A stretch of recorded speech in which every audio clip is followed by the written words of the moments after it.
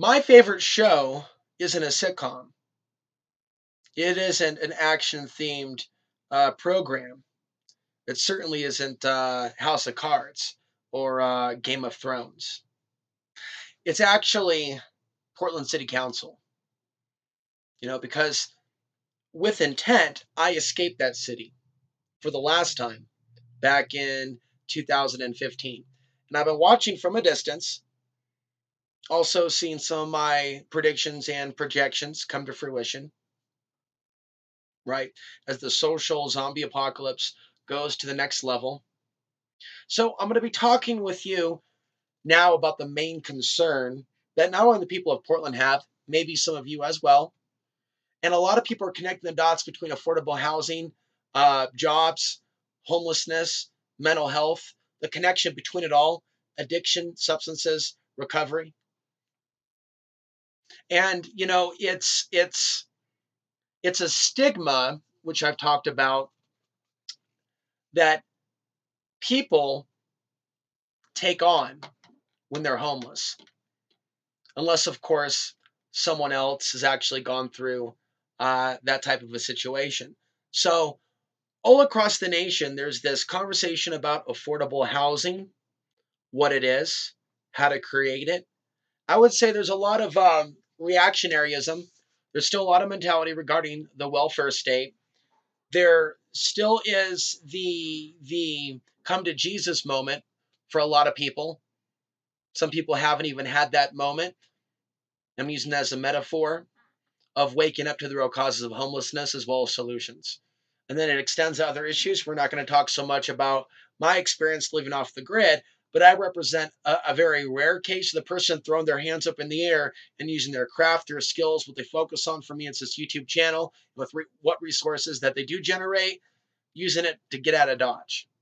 Whereas most YouTubers, and you know this for a fact, especially those in the alternative media, still live in houses in major cities or suburbia, or work around or in proximity to larger studios. If they're a little bit larger in the media, there's a lot of people that are still reaching for the golden ring, power, fame, fortune, even in this genre. So for myself, make a brief note of this and then get back to, the issue that other people are going through. I'm a unique case in that I've experienced what it's like to rent and go through discrimination, but ultimately to make both financial and legal mistakes early on in life that led to me stepping down the renter um, pecking order, if you will, going from an apartment to renting because that was the easier, more affordable thing to do, but you lose even more rights when you were like one of five people or six people or something to that effect, living in, say, like a modern house in Portland, which is not uncommon for people under the table, to pull their money and resources together. But, that's only going to work so long as somebody is preferred, if you will. And someone can easily be voted off the island, just like some sort of an episode of Survivor. Somebody can easily be in a bad situation where they're forking over money and there's some sort of dispute with a landlord and somebody's saying, get out of here, or I'll call the cops. Fortunately, I have not been in the situation that other people have been in. I have been in very bad situations, but nothing that I wasn't able to manage or move away from. But there's a lot of nightmarish stories out there in the modern day and age.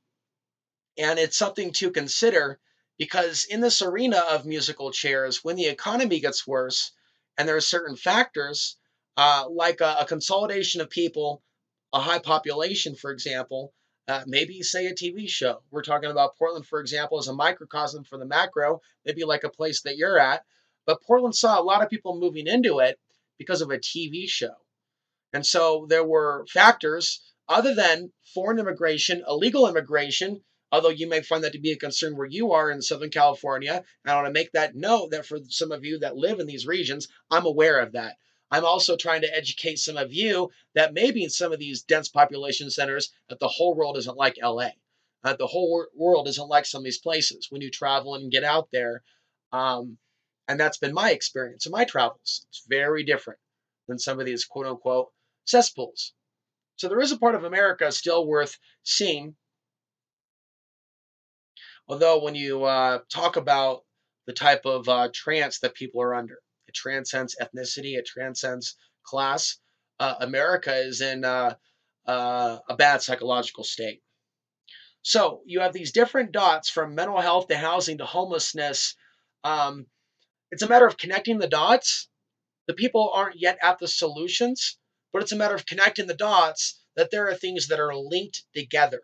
And when you have issues like chronic homelessness, and I'm not giving you a speech that I have all the solutions or that everybody should be XYZ housed at a certain place, there is no easy solution. I recognize problems of the welfare state where some things are free chronically and some people just come to an area, move in and abuse it. Again, I moved out of Portland, which was kind of ground zero for years of homeless people moving in and using those systems. Central city concern, drug treatment, detox, getting free housing, working the system.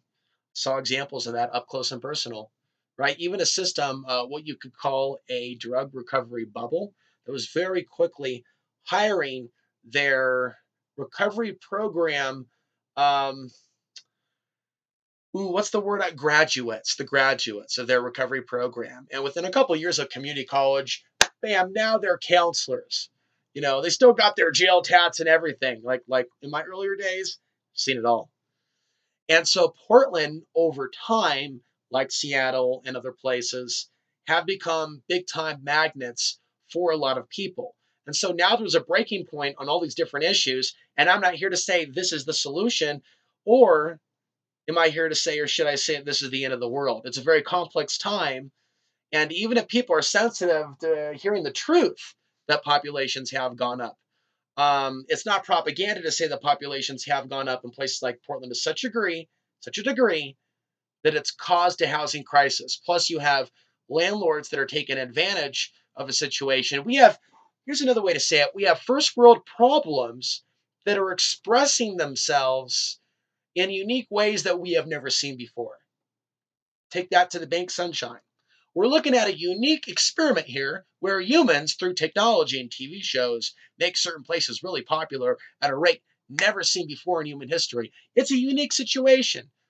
Can we not appreciate the uniqueness of taking a look at this from another angle other than a place like Portland as an example that I'm familiar with, the place that I was born, a place that I left, and now I live in Colorado, unregulated off the grid for the time being, wondering about the future of regulations.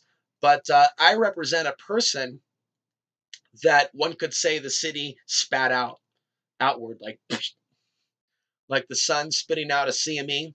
We can also think about a city, maybe for good reason, right? It's better probably that I be here than there if the West Coast is going to be hit with massive earthquakes and fall into the sea, or a meteor hitting Nevada, whatever comes first. And perhaps those things won't happen, and I certainly don't wish disasters upon people, but I've never had a good feeling about the future of the Pacific Northwest. The Cascadia subduction zone is overdue for the next major earthquake. The next major earthquake will be in 9. And so we have a number of different factors. So yeah, you have the musical chairs that people want to live in certain areas, a bunch of people moving to a certain area in a short span of time, and it being at a high risk for an earthquake. I have other commentaries, but archons and the supernatural, alcoholism, certain areas, and the overlap between those two, and chronic homelessness, even leading to people with deeper mental health episodes that could also be described as full on possessions. So there's like a link between poverty and like people falling off like the deep end and going next level off the deep end. The other thing that I just want to mention this, I picked up on things so that are in the collective. There's a bunch of, I think that we are in a time where a lot of things are coming to the light for some people, their grievances. And some people aren't going to like it. And they're going to be angry when they hear other people share their grievances. But it's about from class to ethnic, racial, other forms, non-disclosed, disclosed, non-disclosed, forms of discrimination that for years landlords have held over potential renters. You also have the reality of a certain amount of people in this nation that have made mistakes. They have a jacket. They have a record. And sometimes people make mistakes, but the reality is you make mistakes in this world, right? Not only are you barred from certain types of employment, if it's a felony, Second Amendment, but you can forget about renting a place. And you can forget about getting your $35 back. And so, in the world of the real world, you have people with cash in hand that are being rejected by landlords, but they're not being given a reason why. And I'm also, I heard out that landlord that spoke at city council, and he said this ordinance, which they're considering to, quote, protect the renters, and I'm not saying they have the solution. I'm merely discussing that people, because they're forced to, are discussing the problem and these different links of the problem with these different issues at a rate that they've never done before. To understand there's this widespread demonization of all these homeless as criminal. And a lot of people saw that video I did on Seattle is Dying. A whole lot of people disliked it. They were probably being suggested that they watch the video after watching something else, and immediately having a negative response to things that I'm saying without really thinking this through. And some of us have actually experienced hardship and poverty in some of these areas. And some of us chose to, instead of fight the system or homeowners or any of that, to step away from an area that hey, you guys want to fight over it? You got, and so much of it, I'm going to quote my friend here, what she said, so much of it is about people fighting for space. The native pale folks are getting angry at the other native pale folks that are living near them.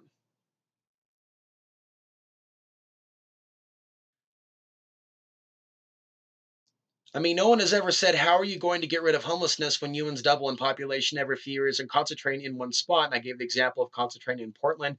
There's other examples as well. Every crazy person and unfit parent pumping out kids with no plan except good things. So if you build housing, then bam, well, there's a few thousand more. So let's build more housing. Well, hold on, that's more people.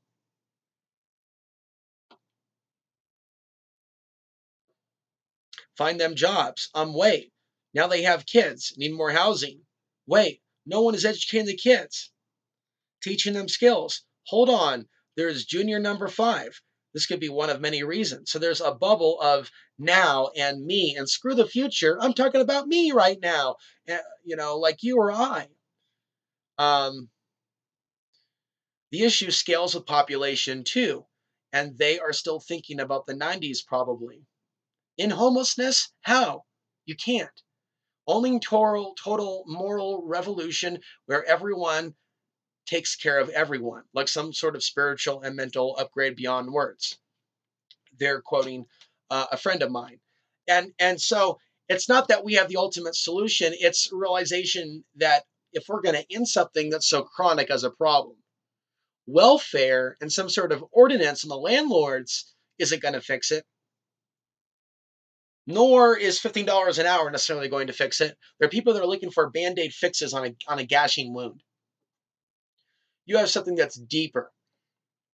You see, think of it like a dam.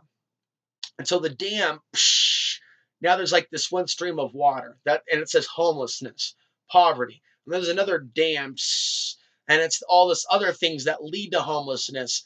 And there's these things that keep continuing as the dam keeps expanding, as the wall starts to break down. But before, people never saw all that. Oh, it was covered up. Maybe somebody put some, gum over some of the holes, or did some other shoddy job. Kind of like the crappy job that they do sometimes. Sometimes they do a great job at repairing the potholes. It depends who's responsible for fixing it and where at. There's actually like an article in the paper trying to explain to the people asking the question, why are your roads so effed up? And literally like an article explaining that there's different jurisdictions that are responsible for different roads and properties. And so going back to Portland, it's a microcosm for a macro. And hearing the things that people are discussing and going also into my memory, because I'm not necessarily playing a clip at this time,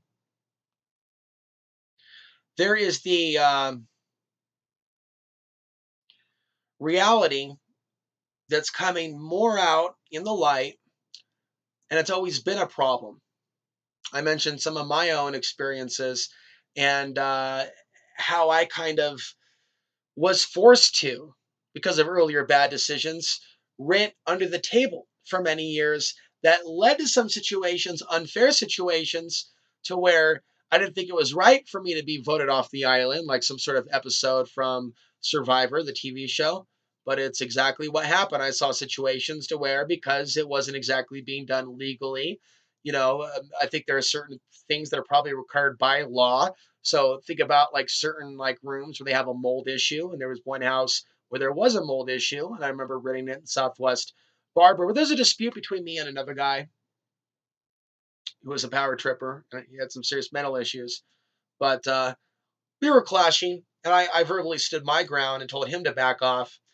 Well, there's ways in which people do show that they hold the pants, that they have territory, kind of like an animal, and that does express itself in roommate situations. So he definitely had something over the landlord because the landlord was illegally renting, and there's a mold issue, not only in my room, but his room. So my guess is that's why the ultimate landlord in the end had me move out. There were other situations where it was sudden, where I had to move out. And I was lucky enough to have the help moving, though. That the situations that were bad that I was in, I fortunately recovered. But it's like there were like little to no rights that I had as like the micro renter, where it's under the table and it's not like the same type where it's through like a company. At the same time, right, it has its benefits as long as you don't totally get burned by the deal. And you can. You could be living with people that are drug addicts, living with people that are rude, they have their own parties unannounced. Late into the night, I mean, I was living with a group of Vietnamese people between 2005 and 2007 up 100th and Holgate.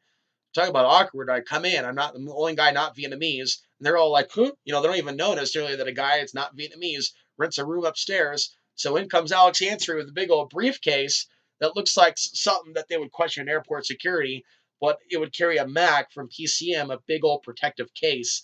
And so they're doing Vietnamese karaoke. I'll relieve you of having me seen me try to impersonate what I witnessed. But yada yada yada, and a big old monitor with the letters coming across the Vietnamese karaoke DVDs and the whole 9 yards, kids. And they were, I don't have anything against Asians at all, but that particular household, those young kids, their parents I think paid for everything remotely from somewhere else. They were they took the garbage outside, just threw it over the next yard over, I think, or the wind blew it over. Like absolutely, like no respect, third world. So I've been in a lot of bad situations, and in the end, when I came back to Portland, there wasn't even a place for me to park my vehicles. People were all wigged out, like, "Well, what if Alex is homeless for some other reason, or what if it's some bad luck? We don't want to catch that." Like some sort of a superstition. And I realized that there is that regarding the homeless. So that's its own story, and I'm going to write that book. But I'm someone that's walked that walk. Okay. I've walked the walk of renting at one point apartments, making early life mistakes, renting then under the table, and then just kind of washing my hands of the whole thing and wanting to live off the grid. And even if I would want to, reintegrate into society, there are certain realities. As we're going to reel it back to what they're talking about Portland City Council. There's certain realities regarding rental discrimination that contributes to homelessness, even when somebody has cash in hand, and how it's a system that's been operating that way for a while. And the reality is, on a racial level, I mean, that is one way in which elements of neighborhoods in Portland, that's the microcosm for others, have ended up so gentrified, and other reasons. A lot of people also make mistakes with regards to the law. And so things like that can bar someone. It's kind of like a slippery slope, or kind of like when it rains, it pours. And not everyone is savvy enough to be able to navigate the system. And it also contributes to a certain way of life where somebody may continue to be in a certain destitute situation economically, or certainly a state of mind and spirit,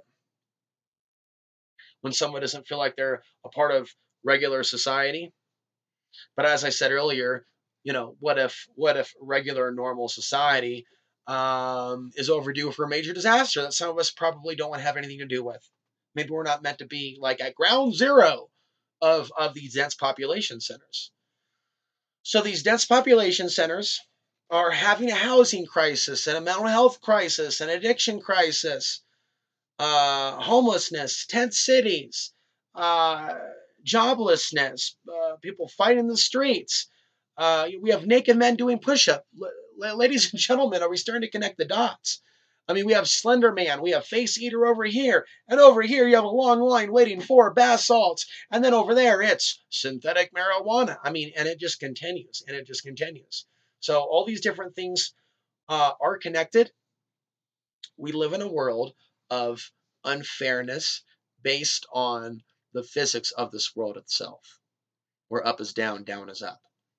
So it's one level for people to wake up to the fact that there is a lack of fairness, right?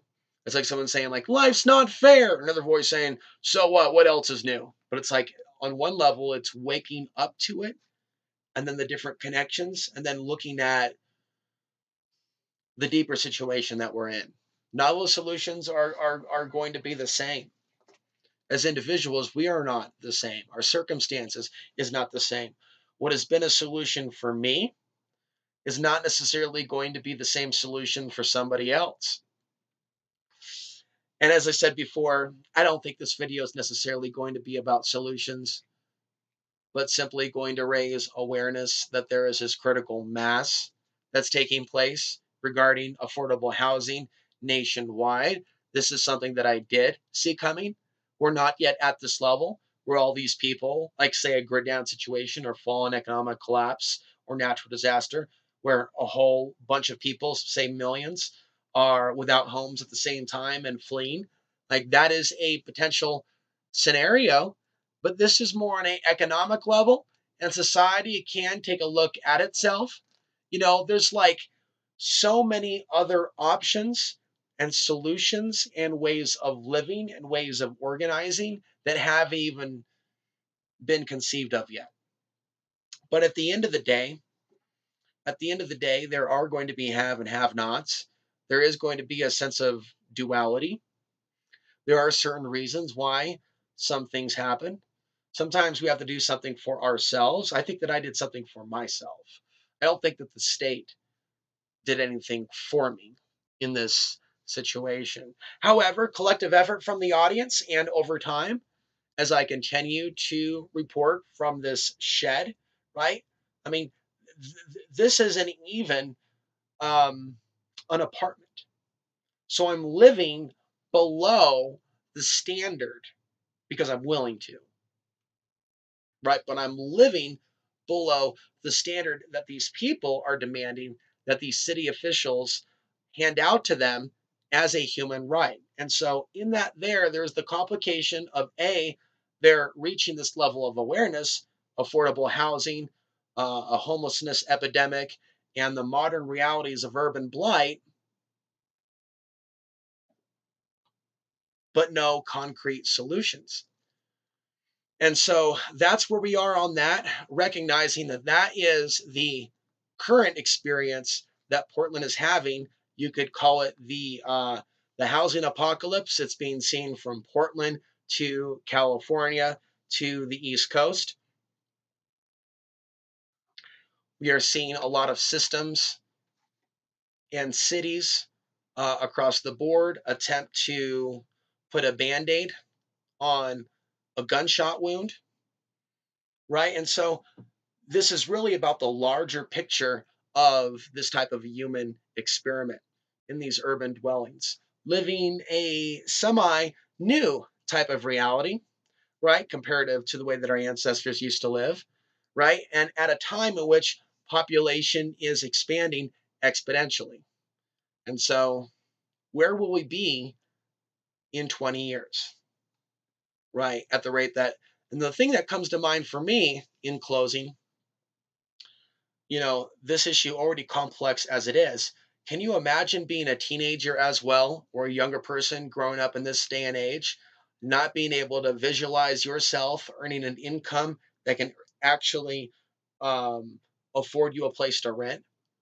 and the type of damage that that can cause the psyche, and that type of long-term damage on the psyche, maybe even leading to other things like people just giving up, doing drugs, mental health episodes, or chronic homelessness. And so as more people in supposed mainstream society and their family members experience things that they never experienced before, maybe society can start evolving to where it needs to be, to where some of the solutions come naturally. Who knows how many years it's going to be? And there aren't any easy solutions with population growth. But certainly things could be a lot easier than they are right now.